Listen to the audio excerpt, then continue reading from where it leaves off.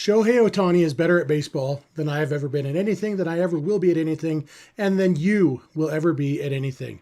Let's just celebrate it. We can be good at celebrating Shohei Ohtani, right? That's what we're doing on All Dodgers. Hey, Dodger fans, coming at you live from my mom's basement in beautiful Pleasant Grove, Utah. This is the All Dodgers podcast, brought to you by FanDuel, part of the Believe network of podcasts. I am Jeff Snyder. I got two friends with me.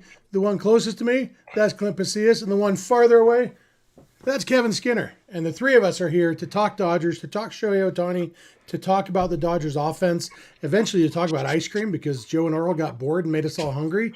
Bottom line. That was so good.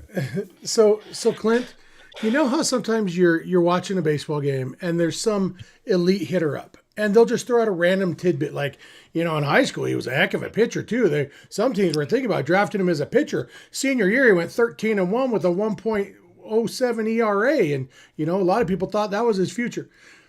That's Shohei Ohtani, except that high school pitcher is doing it against big league hitters. Like, it's the kind of stuff that you're only supposed to be able to do in high school when you get to play it against high schoolers. You shouldn't be able to do what Shohei Ohtani can do, Clint, and yet, and that's why nobody else can. But Shohei somehow ridiculously can. Yeah, I was just talking about this a few minutes ago on the Dodgers territory. Check it out if you guys missed it. It was a good one. But to have somebody who can hit in an MVP level and also pitch at a Cy Young clip, and like you wouldn't, if he's standing in the box, you wouldn't know that this guy is an elite pitcher. And if you see him pitching, you're not going to know he's an elite hitter. And the fact that he's able to do this just with such ease, 6 shutout innings, he reaches base 5 times in this game. The batting average back over 300. He is an absolute marvel. This guy is, you will never see another human being like this. We never have seen a human being like this. I don't care what Babe Ruth did back when Pop was 14 or 15 years old, because they only let white people play baseball back then. And I think the baseball was made out of rubber bands, like this guy's doing it against the most elite of the elite people. They have the best health. They have all of the best things you can get. He's insane. Yeah. And Kevin, Clint mentioned the batting average. Ohtani is now 3rd in the National League in OPS. He's only 8 points behind Kyle Schwarber, the leader. He has the best on-base percent. The funny thing is, the reason he doesn't lead the National League in OPS is because he's not hitting very many homers. His slugging percentage is what's holding him back. He's 9th in the league in batting average. He's leading the league in on-base percentage. He's only 11th in slugging percentage. But yeah, that 941 OPS. We are legitimately back to where, Kevin, even if Ohtani wasn't pitching, he'd be in the MVP conversation, which when you look at where he was, 3 weeks ago and where he is now, it's kind of ridiculous. It's pretty remarkable. And it's even more remarkable when there was a conversation that people were having not on this show about how he was slumping and washed and he was regressing and he just wouldn't be able to do it anymore. And it's like, you guys just got to give him a break. He'll get there eventually. Yeah, like you mentioned, like the numbers you just read, he's back to doing what he's doing best. I was checking out his StatCast page because there's a couple things I wanted to look at. His batting profile, bright red again. Pitching profile, also bright red again. Even if he's unable to win the Cy Young Award, because it would be because of innings at this point, and he'll just have to settle for an MVP again, and arguably the greatest single season any player has ever had. So I know they don't give awards for that, so you might not get a piece of hardware for it, but if he keeps this up, it'll be 2026 Shohei Ohtani, a pretty big gap, and then everybody can argue amongst themselves who they think had the next greatest season by a baseball player. Yeah, absolutely. So Clint, on a day that one bit of Orel Hershiser's 1988 history was salvaged, Christopher Sanchez finally allowed a run, ended up 6 1/3 innings shy of Orel Hershiser's record. But there was another little bit of Oral Hershiser. Yeah, absolutely. Yeah, really Sanchez cool. is amazing. But another little bit of 1988 Hershiser stuff going on tonight. I don't know if you remember Game 2 of the 1988 World Series. Oral Hershiser allowed 3 hits on the mound and had 3 hits of his own. The Ohtani of my childhood, I believe one of them was an infield single and a couple slap hits. Maybe not quite the same kind of hitter as Ohtani, but I need the highlight of Oral Hershiser running out. That whole game is available on YouTube, and the best part is you get to watch him put on the satin windbreaker when he gets on base, and that thing was because Oral can rock anything. Like, he has got the body type that can make any piece of clothing look funny, and especially those satin windbreakers. But Ohtani tonight allowed 3 base runners in 6 innings, was on base 5 times himself. Obviously his 2 greatest games until he surpasses them are the game against the Brewers in the NLCS last year and the 50-50 game against the Marlins. Those 2 were ridiculous. But tonight, 3 base runners on the mound, 2 hits and a walk in 6 innings to lower his season ERA to, what is it, 0.73? 0.74. Yeah. And lower be on than base his whip 5 times. Yeah, back to his ERA is back lower than his whip. 10 starts into the season. Just like, I'll put it out there. Hot take. Ohtani's an even better hitter than Oral Hershiser was. I think we could say that. Argue with the wall, guys.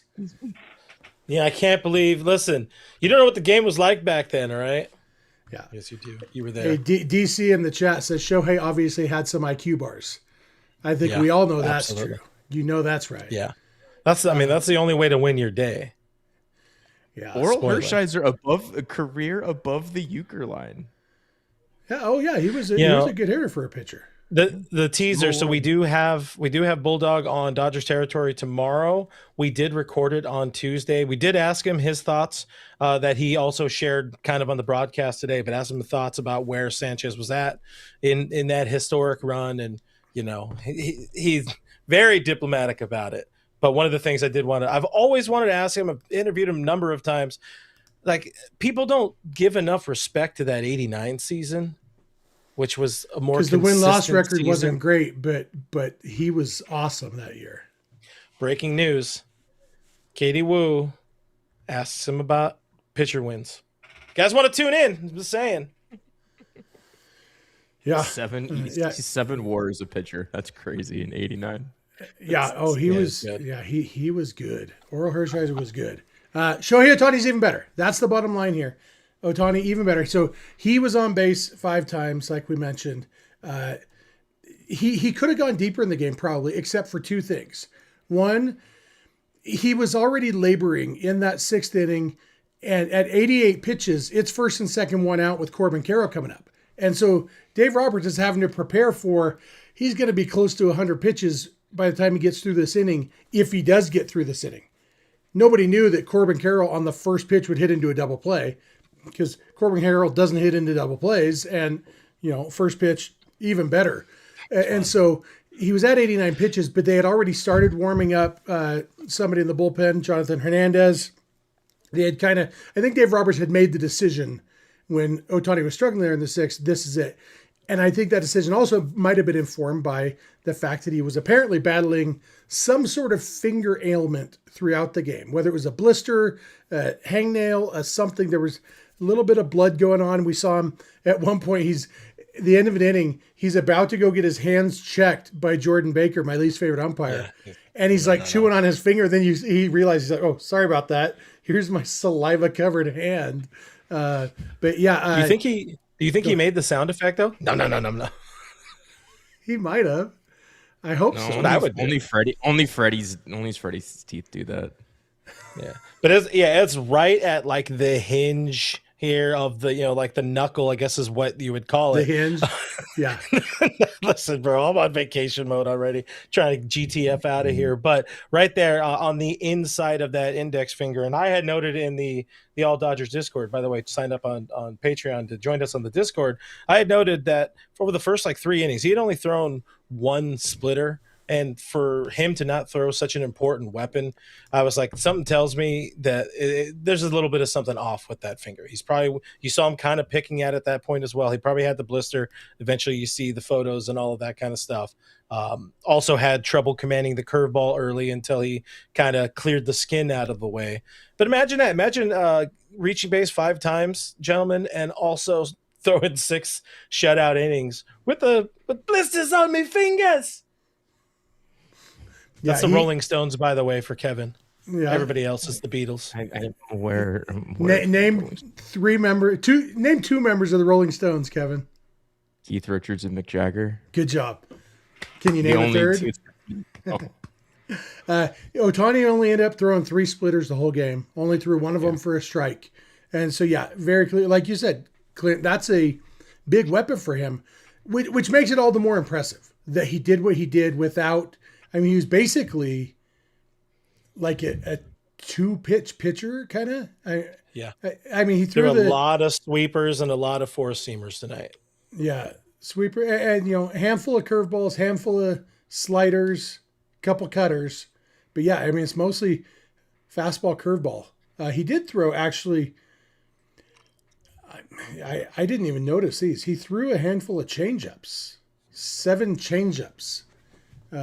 Which I don't really think of him as throwing a changeup very often, other than the splitter, depending which acts as a changeup. But depending on the change, I mean, like a circle change gets that finger completely off of the ball. Yeah. So I could see. Imagine that, just on a whim, because you don't have all of the pieces of your meat on your hand. You're like, whatever. I'm gonna throw a changeup tonight, and it's gonna work.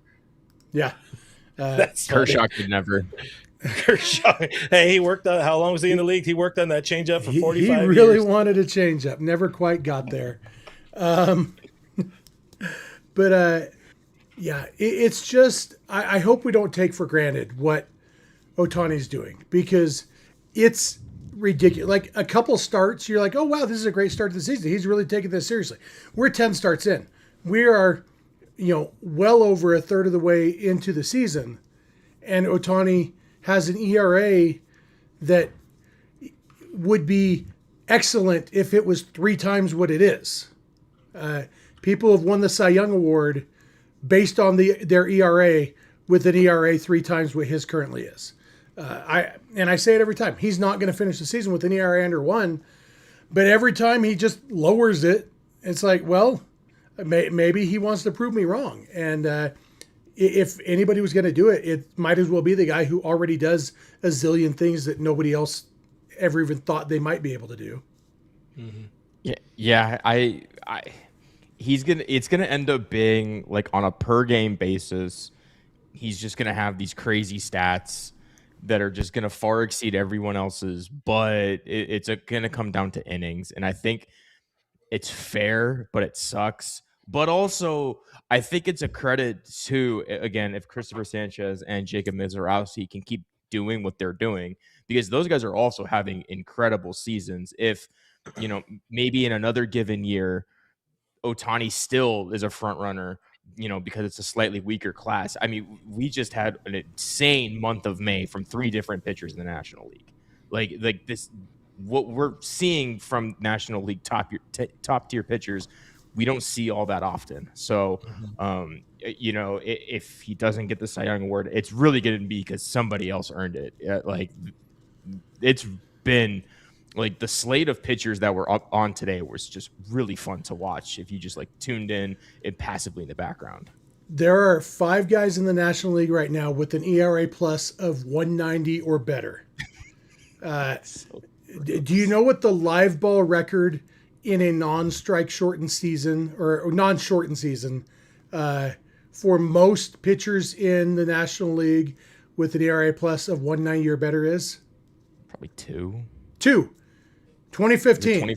Zach Greinke and Jake Arrieta. That's the record. Wow. Kershaw was just under. He didn't quite make the cut. That's the record. That's the only time there's ever been more than one in the National League in a season. There are currently 5. Now, the reason I said non-shortened season was because there were 3, maybe 4, I can't remember, in 2020, which, by the way, the 2020 season was about as long as this season has been so far, which kind of underscores the fact that it's easy, not easy. It's possible to do this for 60-ish games.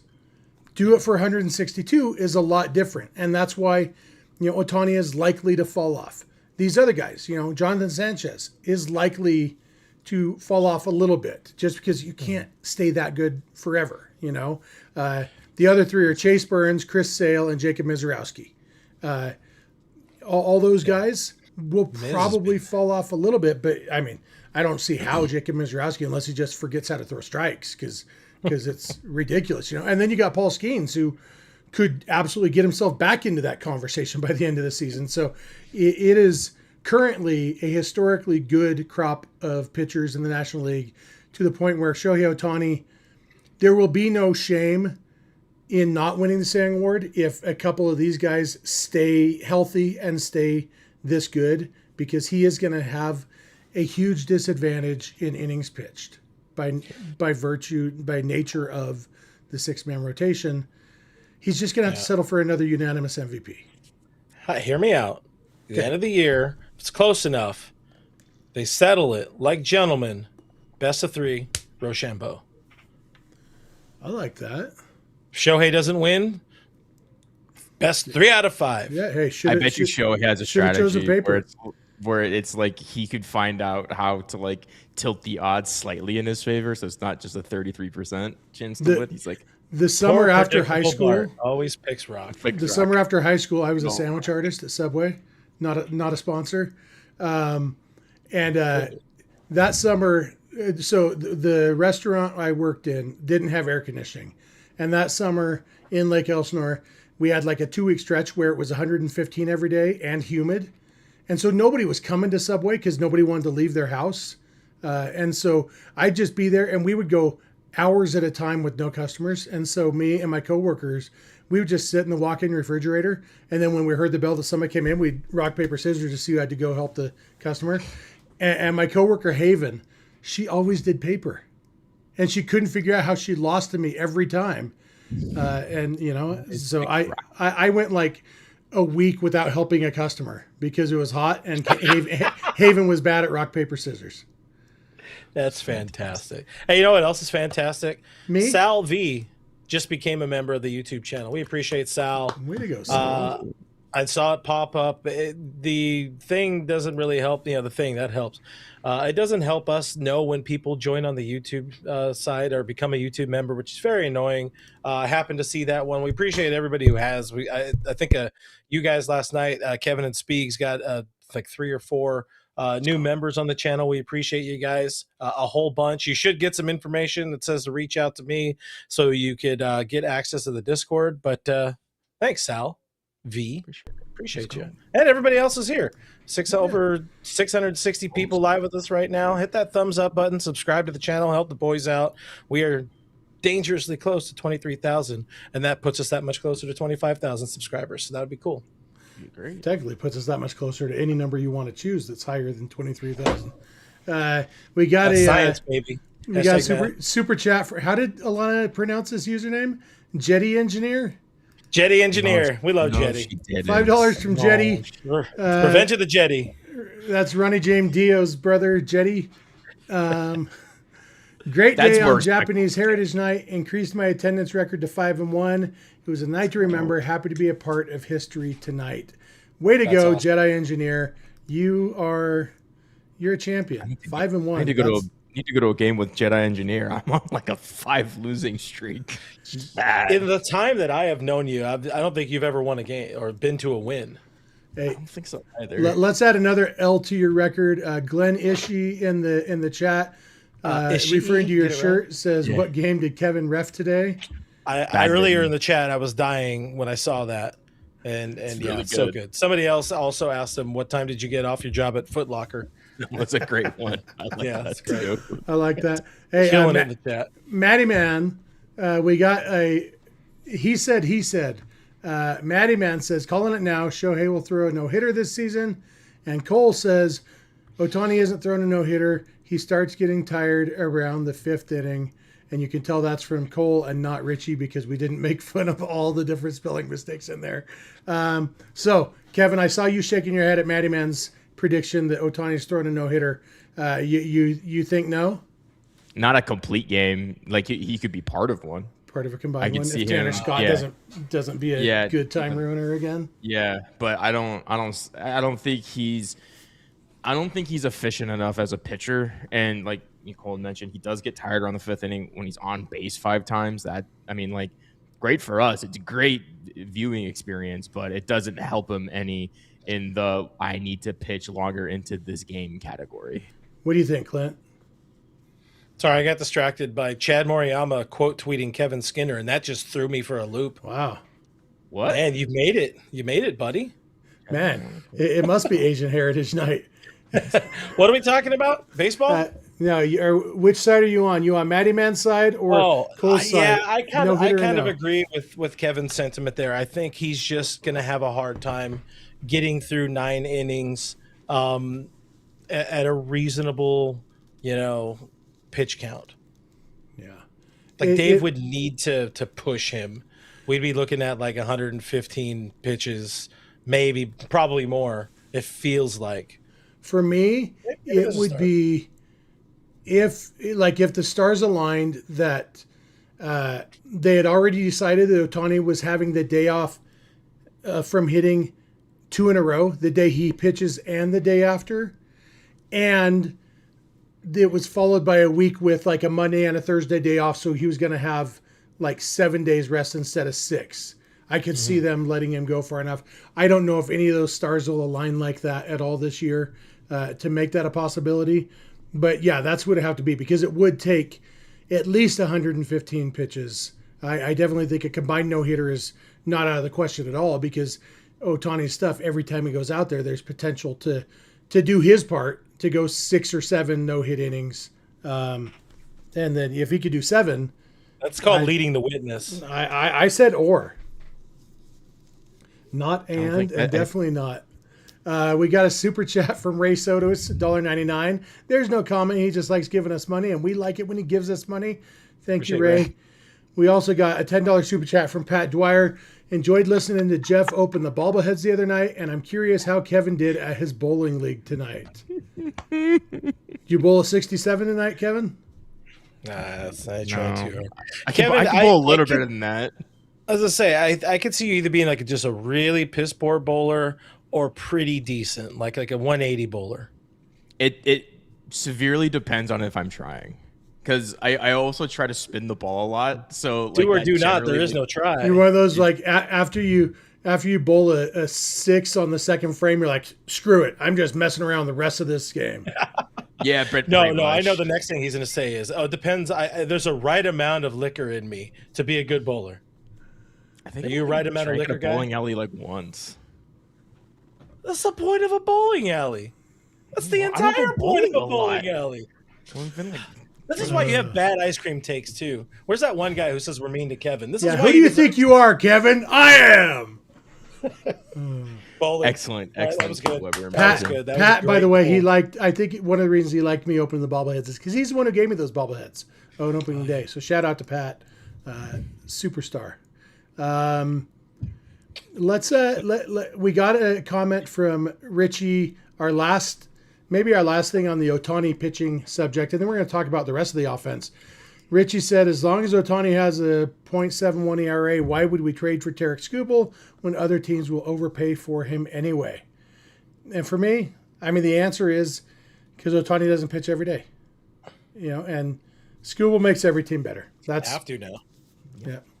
He does. It's easy. Simple Absolutely answer. Just make him pitch every day. I think that's something even Shohei Ohtani couldn't do. Bet. Get that boy some steroids. Hey, before we talk about the rest of the offense, which was a good offense tonight, I was thinking that maybe we could have our friend Pass Clint tell us about our friends over at IQ Bar.